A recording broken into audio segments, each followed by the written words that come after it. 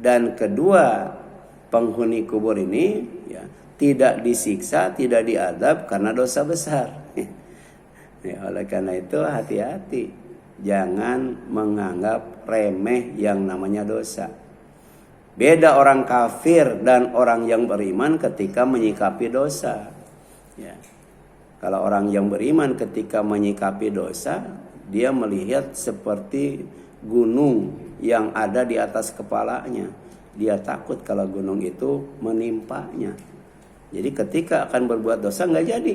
Ya. Beda kemudian dengan orang kafir. Orang kafir itu ketika ya dia melihat dosa, ya, itu seperti seekor lalat yang hinggap di hidungnya, ditepis begitu saja. Jadi meremehkan dosa, ya, menyepelekan dosa, bahkan mengatakan bullshit dengan yang namanya dosa.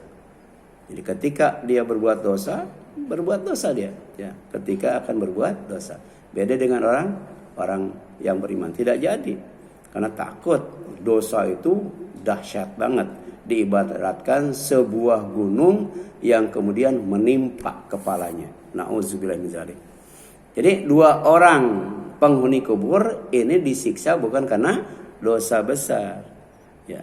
Amma ahaduhuma fakana. Ya. Amma ahaduhuma fakana la yastatiru min baulihi. Yang satu disiksa karena tidak menjaga diri dari air kencingnya. Ya. Baul itu air kencing, ya. Tidak menjaga kebersihan ketika dia kencing, ya. Kencingnya di mana saja, sampai kalau orang lewat bau pesing terganggu. Biasanya di mana tuh yang begitu, ya?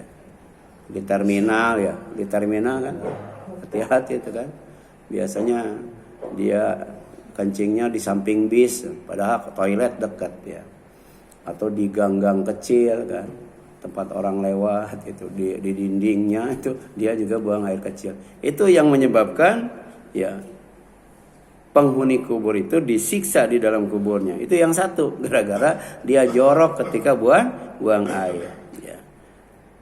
Kemudian wa ammal akhar, adapun yang lainnya, ya, penghuni kubur yang satu lagi fakana yamshi binamimah.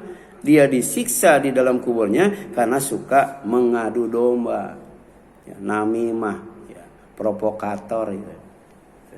Yang satu jorok buang air kencing, yang satu suka memprovokasi, ya, sehingga terjadi kerusuhan, ya, tindakan anarkis dan lain sebagainya. Ini hadisnya sahih, ya. Riwayat Bukhari nomor 218 dan riwayat Muslim nomor 292. Ya. Kemudian bekal hidup di alam kubur adalah zikir, ya, dan doa, ya, dilindungi dari azab kubur. Ya.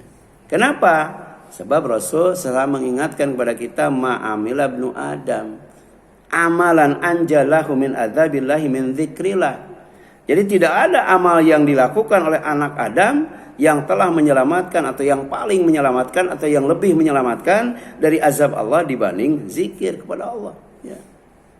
Jadi zikir itu ringan di lisan, tapi kemudian berat di mizan. Ya. Ya.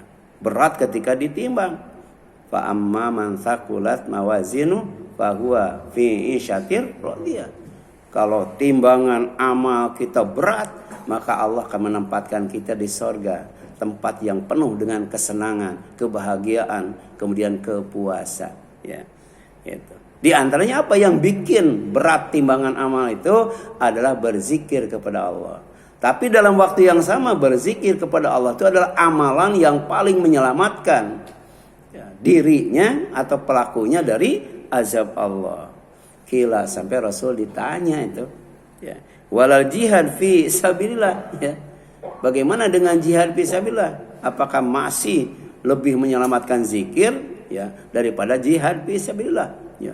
Jadi lebih utama mana zikir kepada Allah dengan jihad fi sabilillah? Ya, kaitannya dengan keselamatan diri, ya. Kalau kata Rasul, ya, walau annahu doroba, ya, bisayfihi hatan qata'a, katanya. Walaupun yang berjihad itu dia berhasil, ya, mengalahkan musuhnya, membunuh musuhnya dengan memukulkan pedangnya sehingga pedangnya itu patah. Ya, saking semangatnya berjihad, tapi tidak bisa mengalahkan dari berzikir kepada Allah. Ya, gitu. Bahkan salah satu ciri orang yang cerdas itu adalah alladzina yadhkurunallaha qiyaman wa qu'uda wa ala junubihim. Ya, dia berzikir baik ketika berdiri, ketika duduk ataupun berbaring. Jadi setiap keadaan, setiap kesempatan, setiap ya saat Rasul itu berzikir itu. Yang kedua baru berpikir. Berpikir wa yatafakkaruna fi khalqis samawati wal ard. Memikirkan tentang penciptaan langit dan bumi termasuk manusia di dalamnya. Ya. Supaya apa? Supaya membuahkan rasa takut kepada Allah, rasa syukur kepada Allah. Ya. Kemudian rasa mengagungkan Allah. Rabbana ma khalaqta hadza batila subhanaka faqina adzaban. Itu ungkapan atau buah dari berfikir dan berzikir. Ya.